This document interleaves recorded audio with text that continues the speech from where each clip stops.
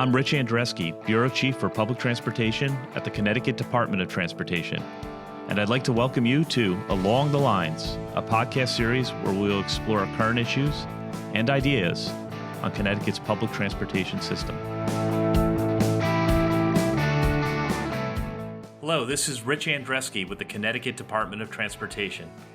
This is a special year-end episode of Along the Lines, where I will be sharing my thoughts on an eventful year.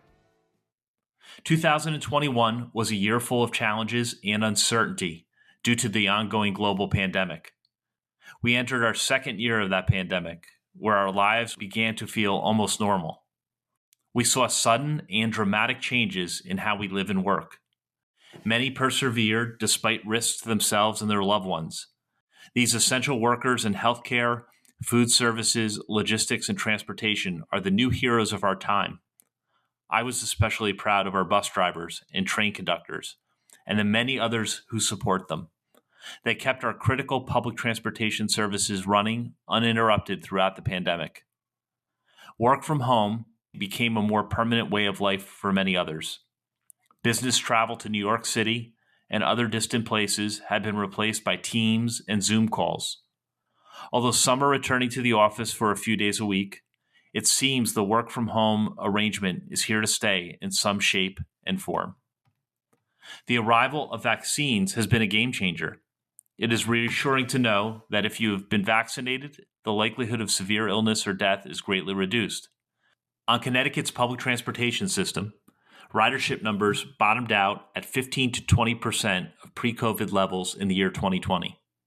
Today, they are at 50% on rail and 70% on bus and showing continued positive trends. We have much work ahead of us. The role of public transportation is as vital as ever. It continues to serve our essential workers and the many who choose or cannot drive.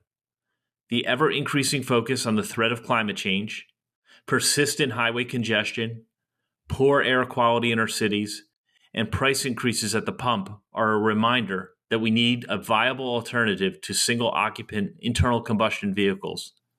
Now to some positive news. I'm not only proud we kept our public transportation system running, but we have been working hard to modernize our public transportation infrastructure. I want to take a moment to highlight some of these improvements. In January, we announced the successful implementation and activation of positive train control on the New Haven Line, New Canaan Line, Danbury Line, Shoreline East, and Hartford Line. Positive train control uses onboard and wayside technology to enforce train speeds and provide on-track protection for rail workers, and many other safety features too numerous to mention here. Connecticut DOT also introduced its updated 5-year capital plan. Of that, $3.5 billion, or roughly 36%, will go towards public transportation improvements. In January, we also announced that we were awarded a federal grant for the design of new contactless, voice-activated ticket vending machines, the first of which will be deployed on Shoreline East. In June, we announced that thanks to a federal grant, we will be purchasing 10 battery electric buses and 10 DC fast chargers for CT Transit Waterbury. This will make CT Transit Waterbury the first bus facility in the state capable of running an all-battery electric bus fleet. This is important in the fight against climate change and to improving air quality in our cities. This summer, we funded an online survey of Connecticut commuters about changes to their commutes and their feedback on commuting to work sites. This data is helping us to tailor and modify statewide public transportation services. One of the most notable accomplishments during the year was Governor Lamont's announcement of the Time for CT program.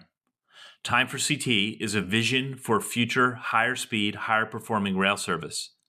It lays out an investment strategy to increase train speeds and reduce travel time by 25 minutes between New Haven and New York City. The $8 to $10 billion program will benefit from the recently announced Federal Infrastructure Investment and Jobs Act. Also in July, we added back trains to Shoreline East and Hartford Line. This includes a substantial expansion of service to the City of New London, a long sought-after improvement by rail customers and New London area officials. Also this year, we kicked off a refresh of the Connecticut State Rail Plan, starting with asking the public for their input on the future of the state's rail network. In September, we announced that Amtrak will accept CT Rail Shoreline East 10-trip tickets and monthly passes on additional Amtrak trains. Those tickets will be cross-honored through Amtrak's Ride Reserve program, available on Amtrak's website and mobile app. These additional train options will give customers additional choices to travel on Shoreline East. In October of this year, we launched a pilot program called IRA to provide free live agent visual interpretation service for the blind and those with low vision. Stay tuned for more on this exciting new program in upcoming episodes. Also in October, we added 2 new trains to the Hartford line. The new round trip between New Haven and Springfield, Massachusetts, was made possible with a grant from the Federal Railroad Administration. Additionally, we opened a customer service office at Hartford Union Station, a much often heard request from our customers. Throughout the year, we continued much-needed infrastructure improvements on the Waterbury line. The construction included new passing sidings, at-grade crossing improvements, tie replacement, and track upgrades, as well as the continued work on the signal system. Both the rail signal system with positive train control and the new passing sidings were activated in November, and it represents a historic upgrade to a branch that was built in 1849. Suffice it to say, there is much to be thankful for and reason to be optimistic about the year ahead. With this last podcast of 2021, I would like to take a moment to say thank you. Thank you to our customers as well as listeners of this program. I appreciate that each of you has chosen to take time out of your busy schedules to listen to conversations about public transportation. Thank you for your continued listenership and support. Thank you also to our Connecticut DOT team, CT Rides, our frontline bus and rail operators, and the many other partners who contribute to our mission of public service. And with that, I want to wish each of you a very healthy, happy New Year. Remember, you can find previous episodes of Along the Lines on your favorite podcast platform, including Apple Podcasts, Spotify, Google Podcasts, and SoundCloud. And once more, I'm Rich Andreski. Join us next time for another episode of Along the Lines. Thanks for listening to this episode of Along the Lines. This is your host, Rich Andreski.